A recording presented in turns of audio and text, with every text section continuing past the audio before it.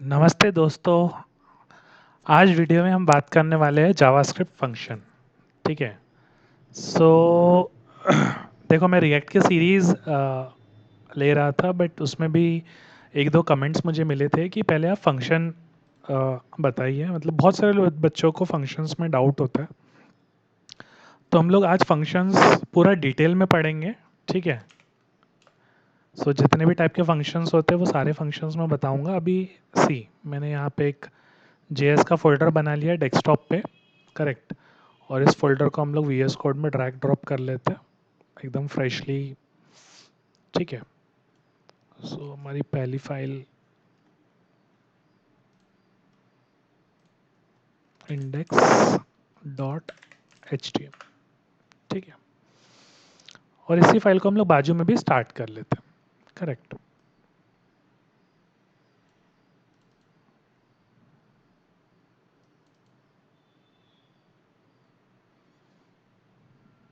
Okay. सी। So yes, ये हो गई हमारी file. And now we will start the topic function, which is very very important. Correct. सो देखो क्या होता है ना, अगर आपको फंक्शन क्लियर नहीं है तो हम लोग रिएक्ट में जो कोड कर रहे हैं वो फंक्शन बेस्ड कोड कर रहे हैं ना, या फिर जो भी आप फ्रेमवर्क पढ़ रहे हैं, तो फंक्शंस में भी मल्टीपल टाइप के फंक्शंस है। तो पहले हम लोग फंक्शंस टॉपिक को समझते हैं। करेक्ट।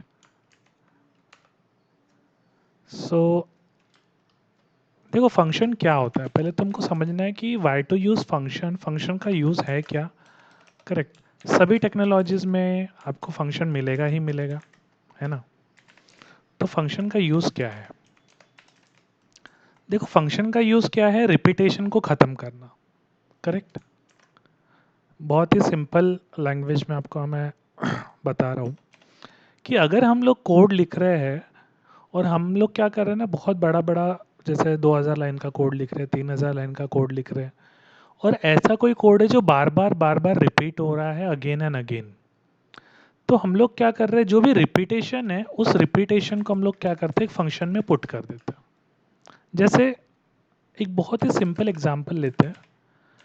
एक मैंने यहाँ पे कंसोल डॉट लॉग किया और मैं यहाँ पे एक हॉरिजॉन्टल लाइन प्रिंट करूँ लाइक दिस। अब देखो, मैंने यहाँ पे नियर अराउंड 7 टाइम्स हमने कंसोल डॉट लॉग किया। सी, आपको यहाँ पे आउटपुट दिख रहा है। तो यहाँ पे आपकी हॉरिजॉन्टल लाइन प्रिंट हो रही है राइट साइड में। ठीक है। अब क्या हो रहा है, अगर आप देखेंगे तो हमने यहाँ पे सेम कोड बार बार बार रिपीट किया, बहुत बार रिपीट किया। ऐसा हो सकता है कि मेरे को आगे भी ये हॉरिजॉन्टल लाइन रिक्वायर्ड रहेगी, बट कितने बार रिक्वायर्ड रहेगी मेरे को नहीं पता, है ना। तो मैं क्या करूँगा, मैं सेम कोड कॉपी करूँगा, सेम कोड पेस्ट करूँगा, है ना। तब क्या हो रहा है, यहाँ पे आपका जो कोड है ना बार बार रिपीट हो रहा है ना। तो हम लोग क्या करेंगे, अगर आपका कोड रिपीट हो रहा है तो हम लोग यहाँ पे एक फंक्शन बनाएंगे। ठीक है। फंक्शन क्रिएट करना अगर आपको जावास्क्रिप्ट में, तो फंक्शन कीवर्ड यूज़ करेंगे, फन नाम यूज़ करते हैं, राउंड ब्रैकेट लाइक दिस। सी, अभी हमने क्या किया, हमने यहाँ पे फंक्शन फन नाम का एक फंक्शन बना लिया। इसके अंदर हमने लिखा कंसोल डॉट लॉग। ठीक है। अब देखो, यहाँ पे कुछ भी आउटपुट नहीं आएगा, क्योंकि जब आप फंक्शन बनाते हो तो आपको फंक्शन को कॉल भी करना होता है। ठीक है। अब मैं इसको कॉल करता हूँ। कॉल करने के लिए आपको फंक्शन का नाम, राउंड ब्रैकेट एंड सेमीकोलन लगाना है। अब क्या होगा, जब आपका कंट्रोल ऊपर से इसको रीड करते हुए आएगा, इसको रीड करेगा, यहाँ पे इसको फंक्शन मिला, है ना, यहाँ पे हम लोगों ने फंक्शन डिफाइन कर दिया है।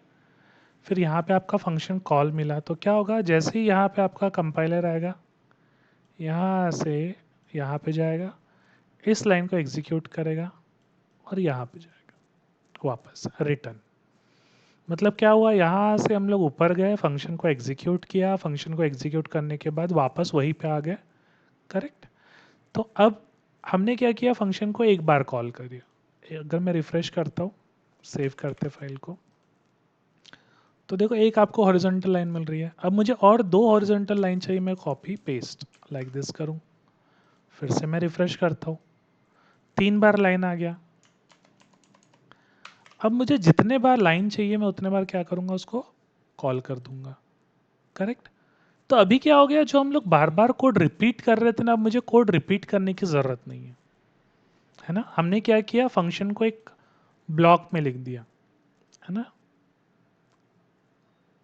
जो भी रिपीटेड कोड था हमने एक फंक्शन के ब्लॉक में लिख दिया, है ना। और फिर हम लोग क्या कर रहे हैं, इसको again and again again and again call करते जा रहे हैं। तो अभी ये वाले जो फंक्शन है, ये है आपके सिंपल फंक्शन, या फिर इसको आप नेम फंक्शन भी बोल सकते हैं, हम लोग इसको नाम दे रहे हैं, है ना। तो जनरली हमारे पास में फंक्शन कितने टाइप के होते हैं, 2 टाइप के होते हैं। एक होता है प्री डिफाइन, एक होता है यूजर डिफाइन। जो हम लोग बनाते हैं प्री डिफाइन मतलब जो ऑलरेडी सिस्टम में मौजूद है ना। तो प्री डिफाइन को, प्री डिफाइन में बहुत सारे फंक्शन आते हैं जो हम ऑलरेडी स्ट्रिंग में कैर ऐट, कैर कोड ऐट, है ना। यहाँ पे कंसोल डॉट लॉग, जहाँ पे भी आपको ऐसा पैरेंथेसिस दिखा, समझ लेना ये आपका फंक्शन, ठीक है। यहाँ पे भी ये फंक्शन है, ठीक है। Now what we will do, अब हम लोग पहले यूजर डिफाइन फंक्शन डिटेल में पढ़ते हैं। यूजर डिफाइन फंक्शन का सबसे पहला पार्ट है, या सबसे पहला फंक्शन है आपका, विच इज सिंपल फंक्शन। तो यू विल सी, ये है आपका सिंपल फंक्शन। सिंपल फंक्शन क्या बोलता है, कंट्रोल यहाँ से यहाँ पे जाएगा, स्टेटमेंट को रन करेगा, वापस जहाँ से कॉल हुआ है वहाँ पे आएगा, फिर नीचे जाएगा, फिर से इसको रन करेगा, फिर यहाँ से यहाँ पे आएगा, है ना। ये हो गया आपका सिंपल फंक्शन, ठीक है। अब नंबर 2, जिसको हम लोग बोलेंगे फंक्शन विथ आर्ग्यूमेंट। अब मैं यहाँ पे एक फंक्शन बनाता हूँ जिसका नाम है ग्रीट, ठीक है। यहाँ पे मैं लिखता हूँ गुड मॉर्निंग, और हम लोग ग्रीट को कॉल करते हैं, रिफ्रेश करते हैं। देखो यहाँ पे गुड मॉर्निंग लिखा हुआ मिल रहा है आपको राइट साइड में, you will see you get good morning, correct. But what I want कि गुड मॉर्निंग के बाजू पे मुझे नाम चाहिए, तो मैं यहाँ से पास करूँगा नाम आलोक। ये नाम जाएगा आपके इस ARG नाम के वेरिएबल में, और इस ARG को हम यहाँ पे कॉन्केडिनेट कर देते हैं लाइक दिस। तो देखो यहाँ पे आ गया गुड मॉर्निंग आलोक। अब मेरे को अगला नाम कोई दूसरा भेजना है, सपोज राहुल भेजना है, ठीक है। रिफ्रेश करता हूँ, है ना। यहाँ पे मेरे को गौरव लिखना है। अब क्या हो रहा है, ये वाली लाइन तो आपकी सेम है ना। ऑटोमेटिक क्या हो रहा है, जैसे जैसे ये आलोक यहाँ पे जा रहा है, फिर ये राहुल यहाँ पे जा रहा है, फिर ये गौरव यहाँ पे जा रहा है, तो एक्चुअल में ये कोड किस तरीके से एग्जीक्यूट हो रहा है, ARG इक्वल्स टू आलोक, जैसे हम वेरिएबल बनाते हैं। तो यहाँ से जब हमने आलोक पास किया तो वो ARG वेरिएबल में गया, फिर हमने यहाँ पे ARG लिखा, तो जो भी ARG की वैल्यू है वो यहाँ पे प्रिंट हो गई। तो ये हो गया आपका दूसरा function, which is function with argument, correct. So this is your name function का ही ये दूसरा फंक्शन हो गया, ठीक है। अब आगे बढ़ते हैं। सो ग्रीट के बाद हम देखते हैं function with return type. Return type का मतलब है जो वैल्यू को रिटर्न करता है, या जो किसी चीज़ को वापस भेजता है। जब आप फंक्शन को कॉल करोगे तो ये फंक्शन क्या करेगा, आपको कुछ रिटर्न करेगा। जैसे मैंने यहाँ पे पाई वैल्यू ऐसे लिख दिया। व्हाट आई वांट कि ये फंक्शन मुझे पाई की वैल्यू रिटर्न करे, तो I will right return 3.14 like this. और जब मैं इसे कॉल करूँगा यहाँ से ऐसे, अब कॉल करने पे क्या होगा, यहाँ से हमने यहाँ पे कॉल किया, फिर इसने अपने को कुछ रिटर्न दिया, और रिटर्न में क्या दे रहा है ये 3.14। तो 3.14 को अपने को क्या करना पड़ेगा, स्टोर करना पड़ेगा, क्योंकि वैल्यू रिटर्न हो रही है। तो वैर ए इक्वल्स टू लाइक दिस। अब क्या होगा, जैसे ही हम यहाँ से फंक्शन को कॉल करेंगे, ये क्या करेगा, इस वैल्यू को रिटर्न करेगा। रिटर्न करने का मतलब है जहाँ पे फंक्शन कॉल हुआ है वहाँ पे आपकी ये वाली वैल्यू रिप्लेस हो जाएगी। ठीक है, ये वाली वैल्यू क्या हो गई, रिप्लेस हो गई। तो अभी आपका ए क्या हो गया, ए हो गया आपका 3.14, ए इक्वल्स टू 3.14 लाइक दिस। ठीक है, चलो कॉल करते हैं।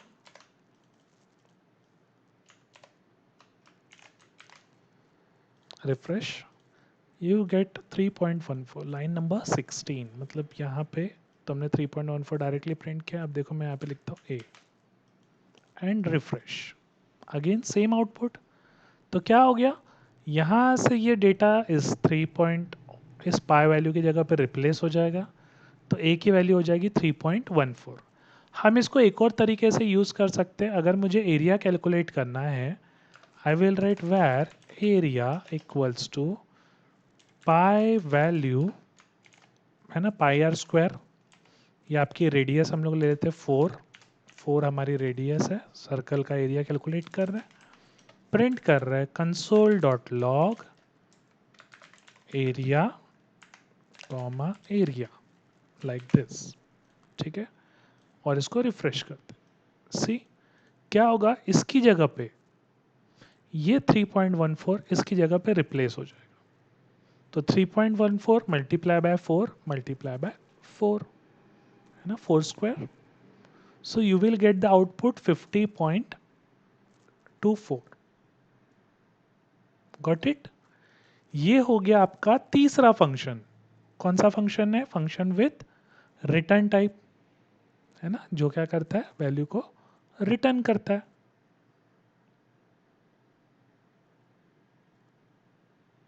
ठीक है,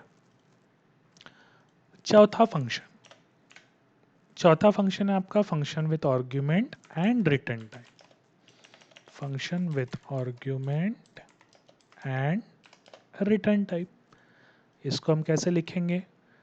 सपोज मैं ये एरिया कैलकुलेट कर रहा हूँ, मैं चाहता हूँ कि ये पूरा फॉर्मूला ही मैं यहाँ पे डाल दूँ। कैसे, multiply by R, multiply by R. इसको नाम दे देते हैं एरिया। ठीक है, अब एरिया में हम आर की वैल्यू को पास करेंगे। सो वी विल राइट वैर ए इक्वल्स टू एरिया, रेडियस क्या है, सपोज रेडियस है हमारी 4, तो ये 4 कहाँ पे जाएगा, इस आर में जाएगा। ठीक है, ये 4 आर में जाएगा। फिर यहाँ पे मल्टीप्लिकेशन होगा, मल्टीप्लिकेशन होके कुछ तो भी वैल्यू रिटर्न होगी। वो रिटर्न वाली वैल्यू हम लोग कहाँ पे लेंगे, इस जगह पे लेंगे, है ना। So console dot log we will write area is a, see area क्या है 50.24 आया, आउटपुट इज सेम। ये 4 यहां से यहां पे जाएगा, है ना।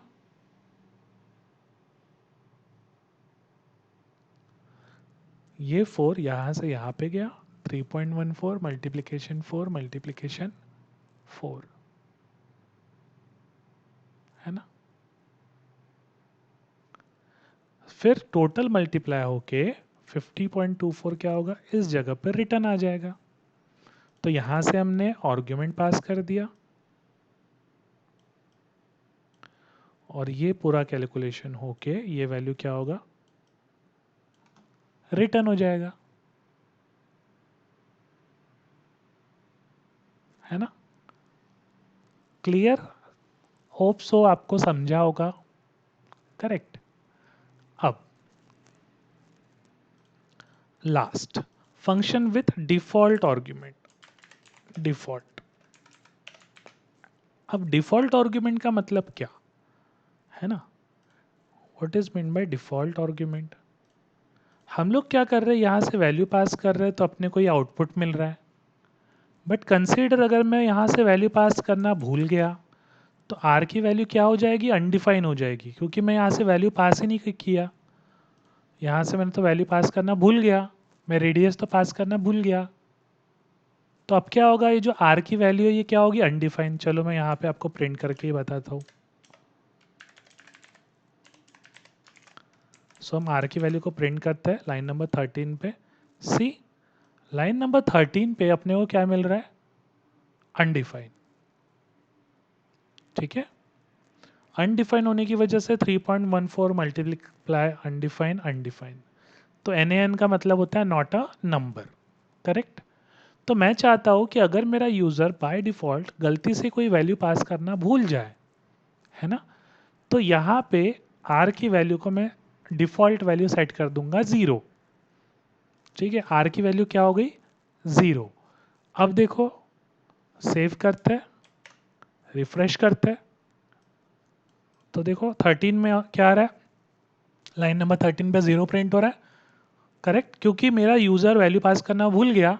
तो बाय डिफ़ॉल्ट जो वैल्यू लेगा वो लेगा 0। ठीक है, नहीं तो अगर मेरे यूज़र ने वैल्यू पास किया है, अगर मैंने यहाँ पे 5 लिखा है, तो जो यूज़र वैल्यू पास करेगा वो वाली वैल्यू लेगा। सी,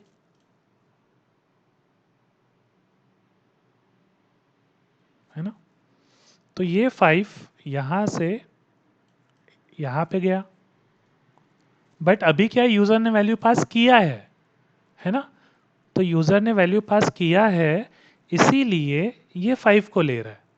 अगर मेरा यूज़र वैल्यू पास नहीं करता तो क्या करता, ये 0 को लेता, है ना, समझे। This is function with default argument.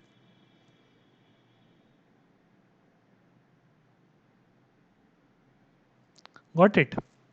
तो ये है हमारे प्राइमरी फंक्शंस, है ना, जो आपको बाकी इसमें भी मिलेंगे, करेक्ट, बाकी टेक्नोलॉजीज में भी मिलेंगे। अब कभी कभी आप नोटिस करोगे कि यहाँ पे ये, जैसे मैंने टोटल आपको 5 टाइप के फंक्शन बता दिया, है ना, डिफॉल्ट आर्ग्यूमेंट मिला के। अब ये हो गए कौन से, ये किस टाइप के फंक्शन थे आपके, नेम फंक्शन, नेम्ड फंक्शन, है ना। अब आगे देखते हैं हम लोग फंक्शन एक्सप्रेशन, फंक्शन एक्सप्रेशन। ठीक है, तो फंक्शन एक्सप्रेशन में क्या होता है, कोड को ना किस तरीके से लिखा जाता है, एक वेरिएबल में असाइन किया जाता है फंक्शन को। So constant suppose sum equals to function, ऐसे लिखेंगे a कॉमा बी, और यहाँ पे हम लोग लिखते हैं कंसोल डॉट लॉग, ठीक है, a plus B, like this. अब देखो हम लोग क्या करते थे, ये नाम यहाँ पे लिखते थे। अब हमने क्या किया, यहाँ पे फंक्शन क्रिएट किया और इस फंक्शन को असाइन कर दिया किसको, एक वेरिएबल को जिसका नाम क्या है, सम। ठीक है, अब अगर मैं सम को ही कंसोल करता हूँ तो आपको क्या मिलेगा, फंक्शन का कोड मिलेगा, क्योंकि ये कोड पूरा कहाँ पे स्टोर हो गया है, ये पूरा कोड स्टोर हो गया आपके इस वेरिएबल में, है ना। तो इसको हम लोग बोलते हैं फंक्शन एक्सप्रेशन। अब मुझे अगर इसे कॉल करना है तो सम राउंड ब्रैकेट सेमीकोलन, और इसमें क्या करना है, वैल्यू पास करना है 2, 2,3। सेव करता है, रिफ्रेश करता है, सी यू गेट द आउटपुट 5, 2 ए में गया, 3 बी में गया।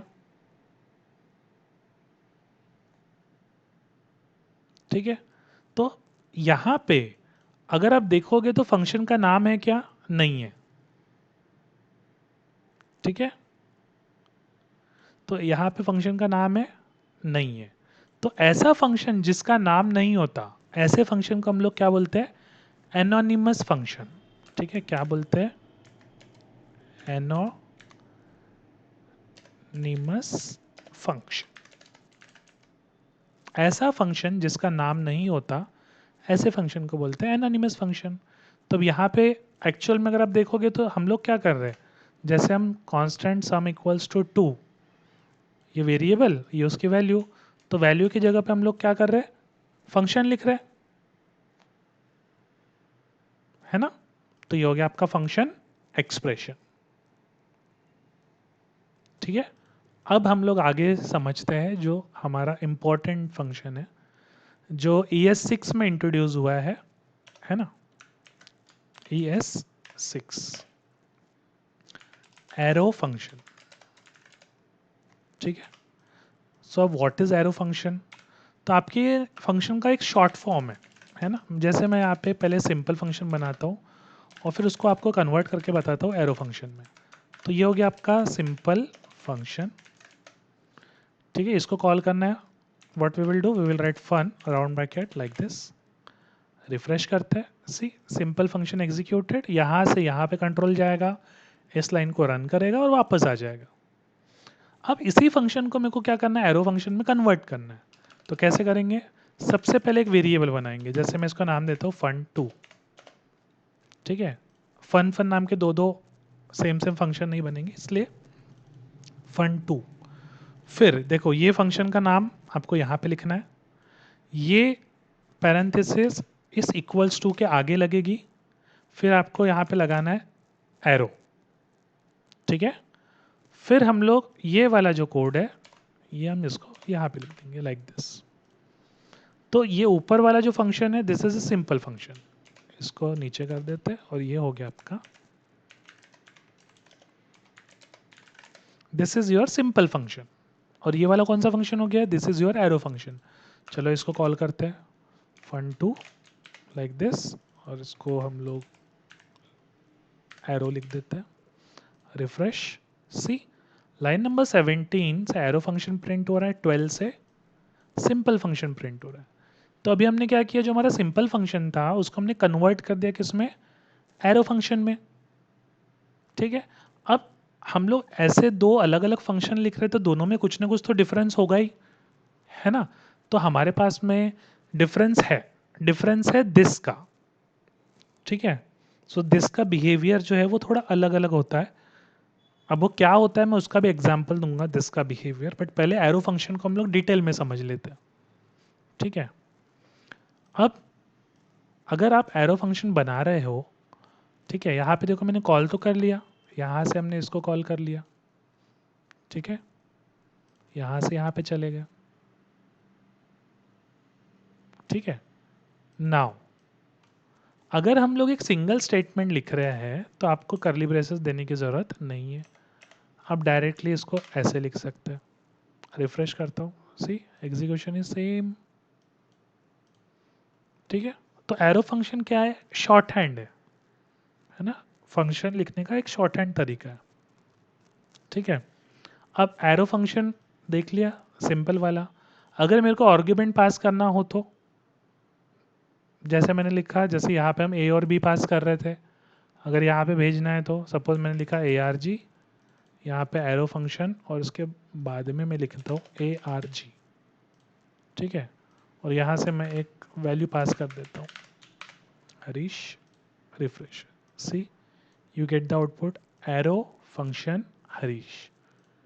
तो जैसे हम लोग सिंपल फंक्शन में लिखते थे सेम उसी तरीके से लिखना है।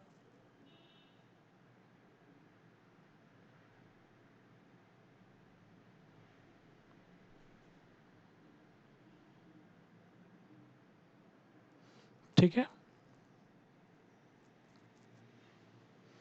होप सो इतना आपको क्लियर समझा होगा। ठीक है, सो ये हो गया आपका एरो फंक्शन, है ना।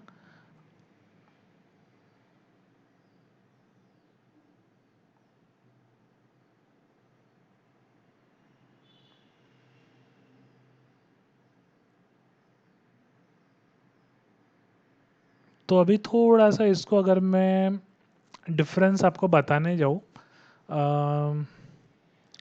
एक सिंपल फंक्शन का और एरो फंक्शन का, करेक्ट। तो चलो पहले डिफरेंस देख लेते हैं। अभी हमने देख लिया फंक्शन क्या है ना। तो यहाँ पे OBJ इक्वल्स टू, ये आपका एक ऑब्जेक्ट है, इस ऑब्जेक्ट की वैल्यू करके हम एक कीवर्ड बनाते हैं ऑब्जेक्ट में। ये की है, सॉरी वैल्यू की है, ऑब्जेक्ट है तो की एंड वैल्यू पेयर में रहता है ना ऑब्जेक्ट। फिर हम लोग लिखते हैं शो। शो में हम लोग एक फंक्शन क्रिएट करते हैं लाइक दिस, और यहाँ पे लिखते हैं कंसोल डॉट लॉग।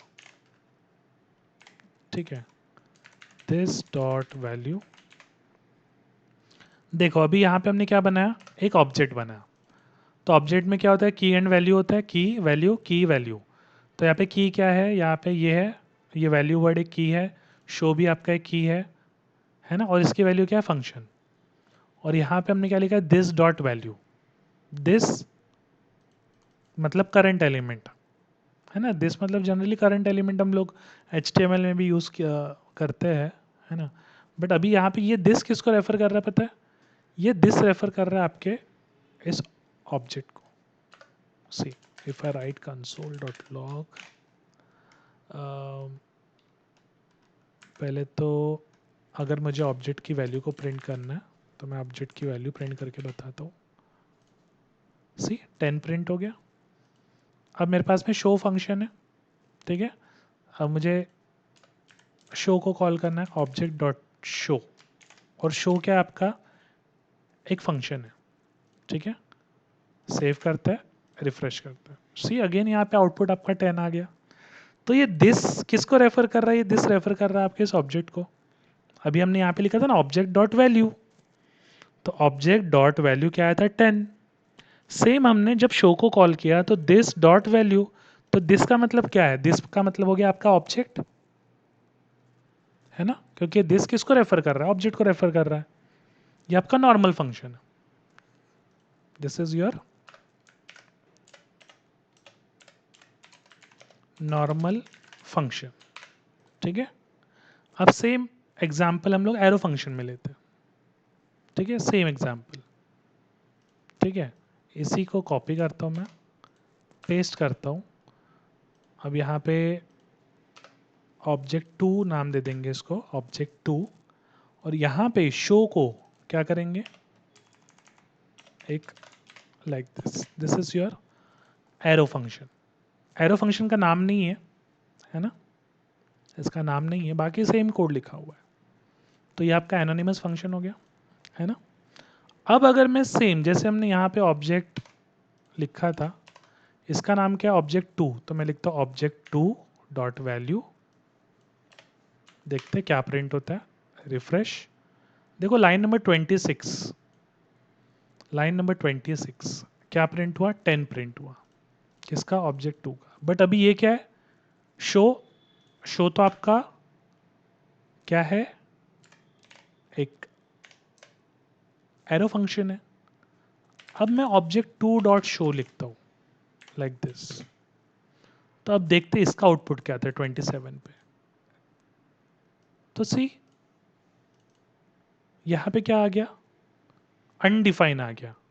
अब आप बोलोगे ऐसा कैसे, कोड तो एकदम सेम है। आप नोटिस करो, ये आपका ऑब्जेक्ट, ये आपका ऑब्जेक्ट 2, बस यहाँ पे हमने सिंपल फंक्शन वाला सिंटैक्स यूज़ किया है, यहाँ पे एरो फंक्शन वाला सिंटैक्स यूज़ किया है ना।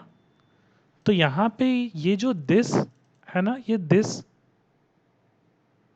वर्क नहीं कर रहा है, मतलब ये दिस मतलब ऑब्जेक्ट 2 नहीं है ना। तो क्या होता है, एरो फंक्शन में ये जो दिस है ना, जो भी इसका पेरेंट होगा, है ना, तो ये पेरेंट स्कोप का दिस इनहेरिट करता है। जबकि फंक्शन किसको रेफर कर रहा है, करंट एलिमेंट को, उसका करंट एलिमेंट क्या है, ऑब्जेक्ट। बट यहाँ पे इसका कोई पेरेंट नहीं है,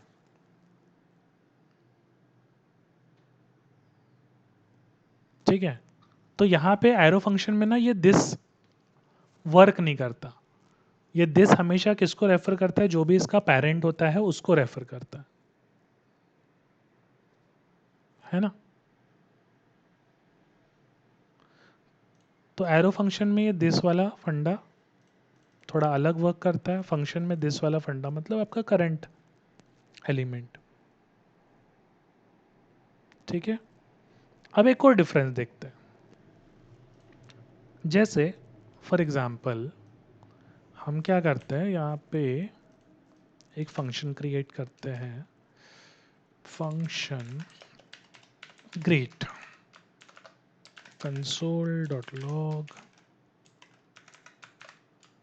गुड मॉर्निंग यूजर, ठीक है, और इसको हम ऊपर ही कॉल कर देते हैं। देखो फंक्शन बनाया हमने नीचे, कॉल कर रहे ऊपर से, और ये वर्क भी कर रहा है ना। तो ये कंसेप्ट क्या है जावास्क्रिप्ट में, ये कंसेप्ट है आपका होस्टिंग। तो ये होस्टिंग की वजह से क्या करता है ना, ऊपर से ही कॉल हो जाता है। कौन सा फंक्शन, नॉर्मल फंक्शन। अब सेव इसको मैं एरो फंक्शन में कन्वर्ट करता हूँ। If I right constant great, है ना, ये आपका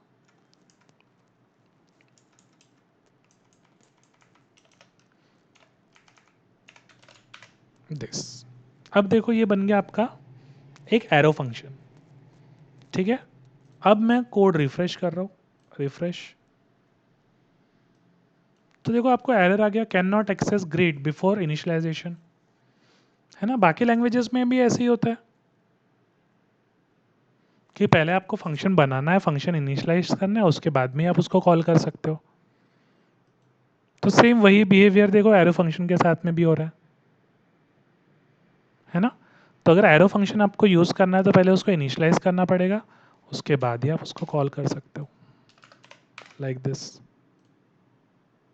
सी वर्किंग, ठीक है, समझे एरो फंक्शन में और नॉर्मल फंक्शन में डिफरेंस, है ना।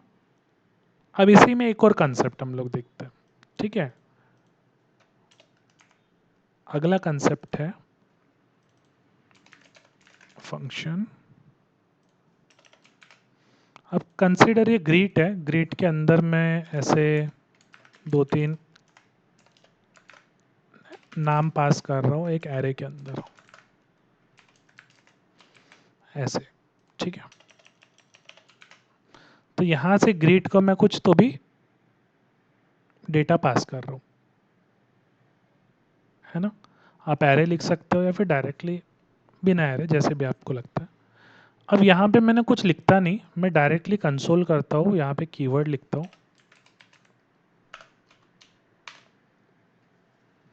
आर्ग्यूमेंट्स, ठीक है। चलो रिफ्रेश करते हैं, तो ये देखो आप नोटिस करोगे कि अरे मैंने तो यहाँ पे कुछ लिखा ही नहीं है, बट आपको देखो तीनों के तीनों दिख रहा है, एरे मिल रहा है, तीनों के तीनों नाम मिल रहे हैं यहाँ पे आपको, है ना। अगर आपको अलग अलग पास करना है तो आप वैसे ही पास कर सकते हैं। सेव, रिफ्रेश, सी 0 1 2,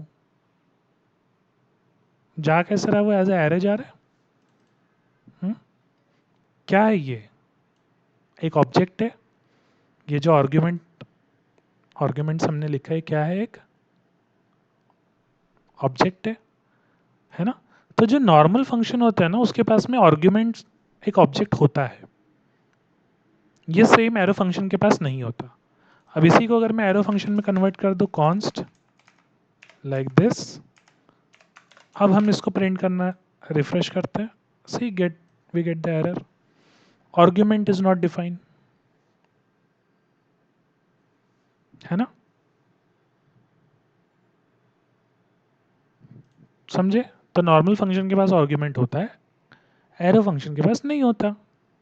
बट अगर अपने को चाहिए ये पूरा डेटा, तो हम कैसे ट्रिपल डॉट देके ARGS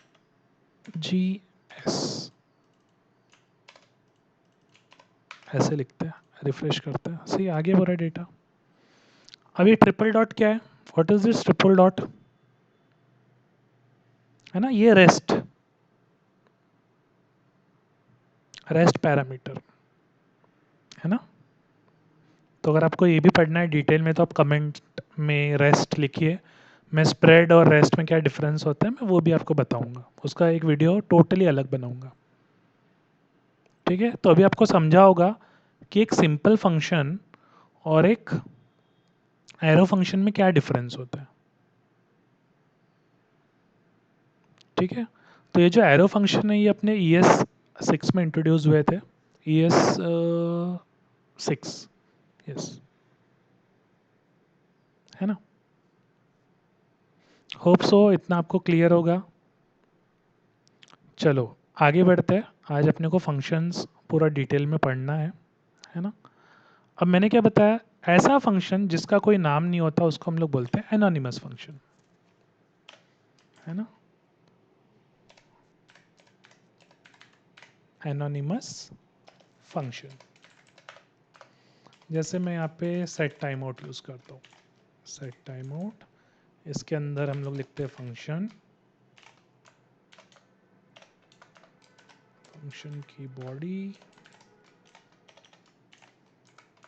हाई यूज़र, और ये कॉल होना चाहिए 3 सेकेंड में।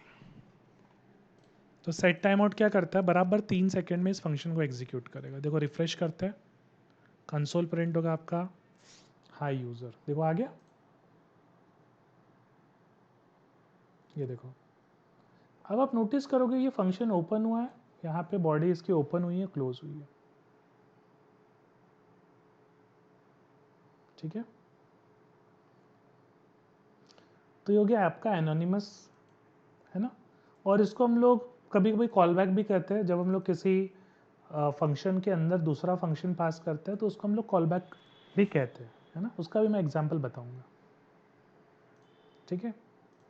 तो इतना आपको क्लियर है, ठीक है। फिर हम लोग देखते हैं एक और फंक्शन जो बहुत ही रेयर आपको मिलेगा, जिसको बोलते हैं इफ़ी, ठीक है, इमीजिएटली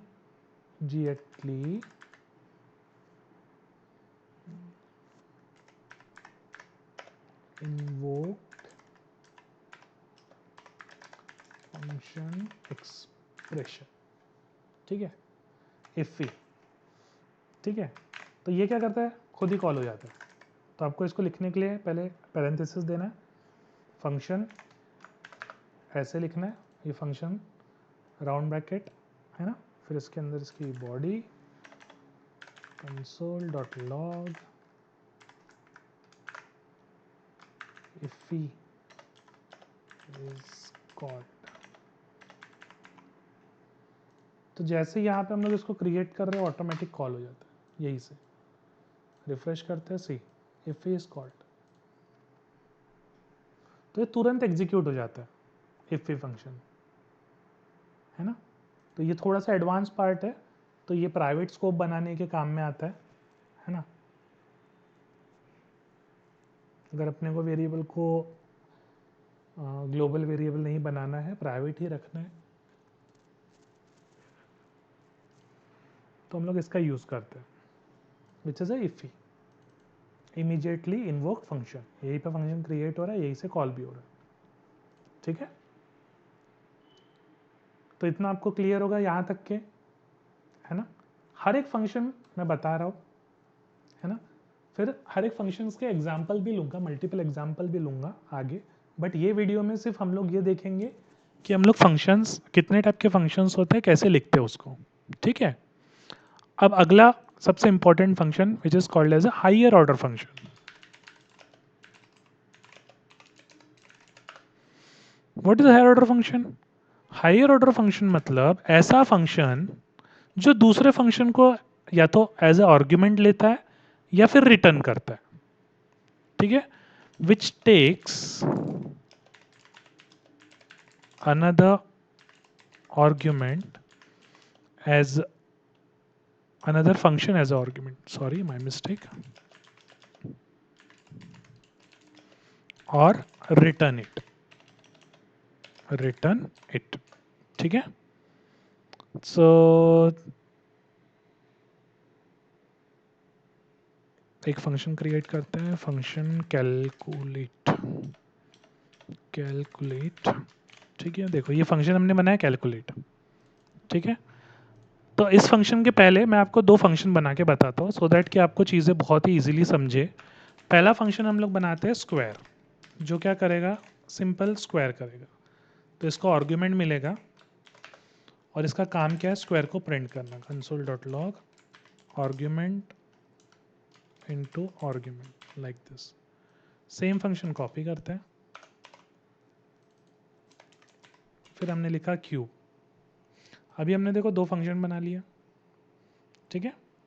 अब मेरे को स्क्वायर करना है, तो आई विल राइट स्क्वायर, और यहाँ पे हम पास करेंगे 2। फिर हमको क्यूब करना है, रिफ्रेश करते हैं, देखो यहाँ पे क्यूब में, हाँ दिख रहा है 4 और 8 आउटपुट आ गया। अब आपके पास में ऑलरेडी दो फंक्शन है बने हुए, है ना। अब हम लोग क्या करते हैं, हम लोग एक और फंक्शन बनाते हैं, फंक्शन कैलकुलेट। कैलकुलेट में हम लोग क्या करेंगे, पहला वेरिएबल दे देता हूँ मैं कॉल बैक, और उसके बाद में देता हूँ मैं नंबर, ठीक है। कैलकुलेट स्क्वायर 3 सी। ये कैलकुलेट फंक्शन, इसमें देखो मैं स्क्वायर को कॉल कर रहा हूँ, ये स्क्वायर फंक्शन को यहाँ पे, ये किस में जाएगा, कॉल बैक में जाएगा। ये 3 किस में जाएगा, नंबर में जाएगा। अब अगर मैं कंसोल करता हूँ कॉल बैक वेरिएबल को, तो देखो क्या क्या गया है कॉल बैक में, देखो कोड गया है आपके स्क्वायर का, है ना। तो ये पूरे फंक्शन का कोड गया है किसमें, कॉल बैक में। तो हम लोग क्या करते हैं, कॉल बैक के अंदर नंबर को कॉल कर देते हैं। नंबर क्या है, नंबर है 3, ये 3 कहाँ पे आएगा, नंबर में। ये स्क्वायर कहाँ पे आएगा, कॉल बैक में। अब जैसे ही हम लिखेंगे कॉल बैक नंबर, नंबर की वैल्यू है 3 और कॉल बैक क्या है, स्क्वायर, तो यहाँ से यहाँ पे कंट्रोल जाएगा, इस आर्ग्यूमेंट में जाएगा 3, यहाँ पे प्रिंट होगा स्क्वायर। सी 9 प्रिंट हो गया बराबर, 3 3 से 9। Same code copy paste. अब हम लोग क्यूब पास करते हैं, देख रहा है ये क्यूब का कोड और ये क्यूब का आउटपुट 27। अब आप बोलोगे इसकी ज़रूरत क्या है।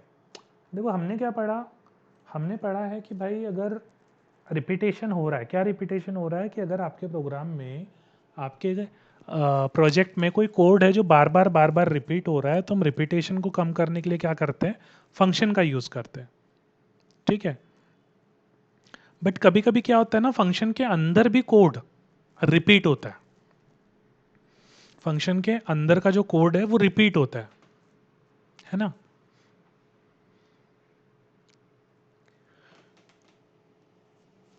तो जो जहाँ फंक्शन बार बार रिपीट हो रहा है उसको ख़त्म करने के लिए हम लोग यूज़ कर रहे हैं हायर ऑर्डर फंक्शन और कॉल बैक। अब यहाँ पे आप बोलोगे कॉल बैक क्या है और हायर ऑर्डर क्या है, तो जो कैलकुलेट है ना, ये फंक्शन है आपका हायर ऑर्डर फंक्शन, ये कैलकुलेट है आपका higher order function. Call back, call back कौन सा हो गया, फिर कॉल बैक हो गया आपका ये स्क्वायर एंड क्यूब। ये हो गया कॉल बैक फंक्शन। ऐसा फंक्शन जिसको हम दूसरे फंक्शन में एज ए आर्ग्यूमेंट पास करते हैं, उसको हम लोग बोलते हैं कॉल बैक फंक्शन।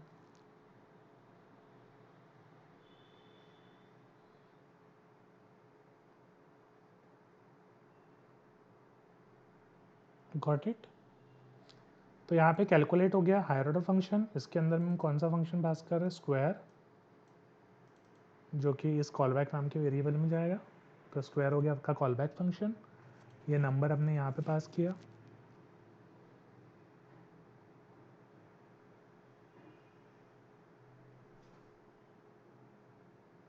ठीक है। ठीक है, अब अगला फंक्शन, अगला फंक्शन हम लोग देखने वाले हैं रिकर्सिव।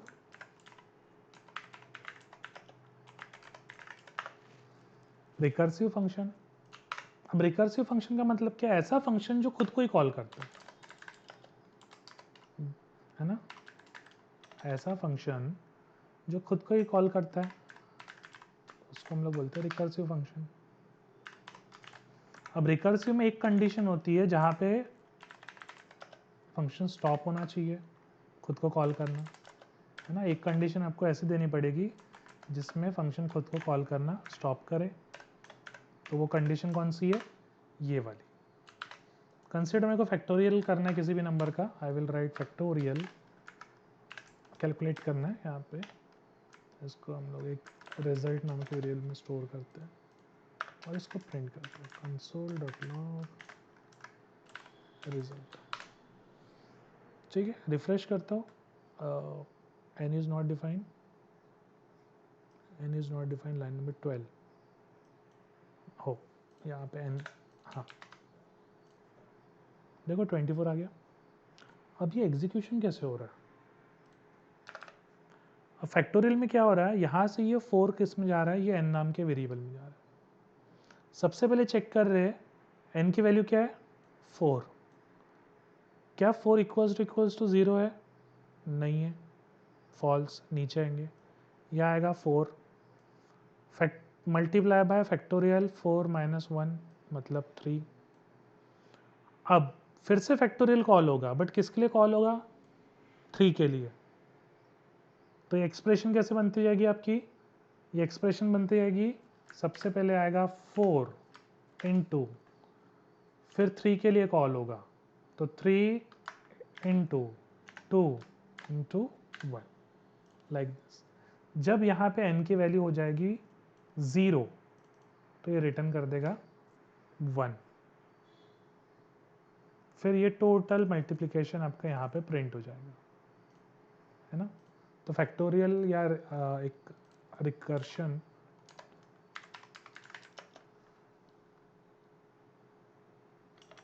रिकर्सिव फंक्शन का एक डायग्राम दिखाता हूँ आपको कि कैसे कॉल होता है।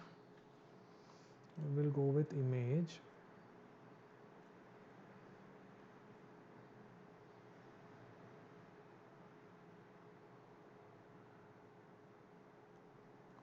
ये वाला जो मैंने आपको बताया, you can see it here.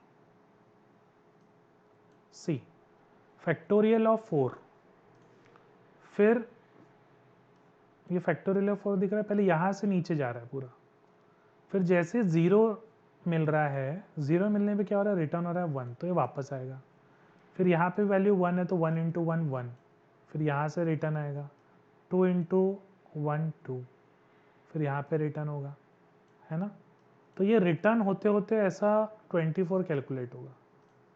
ठीक है, पहले हम लोग 4 3 2 1 0 ऐसे हम लोग स्टेप बाय स्टेप जा रहे हैं और फिर सारा डेटा क्या हो रहा है? रिटर्न होते जा रहा है स्टेप बाय स्टेप, है ना।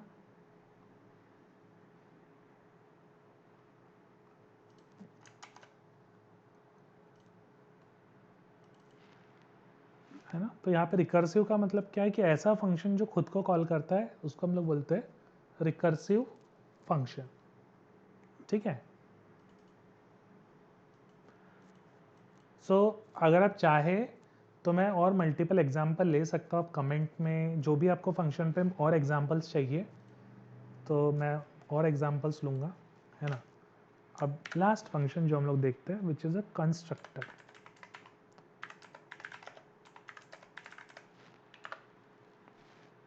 ठीक है।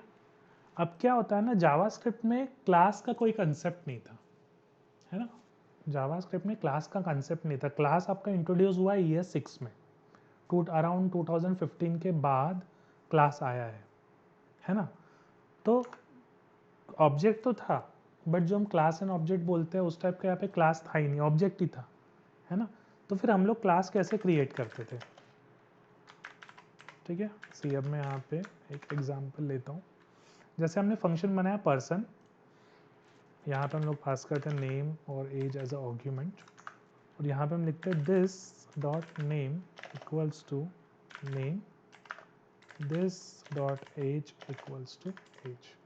अब आपने ऐसा this dot name this dot age अगर आपने C++ या जावा पढ़ा होगा तो हम लोग वहाँ पे भी इस टाइप से लिखते हैं, है ना।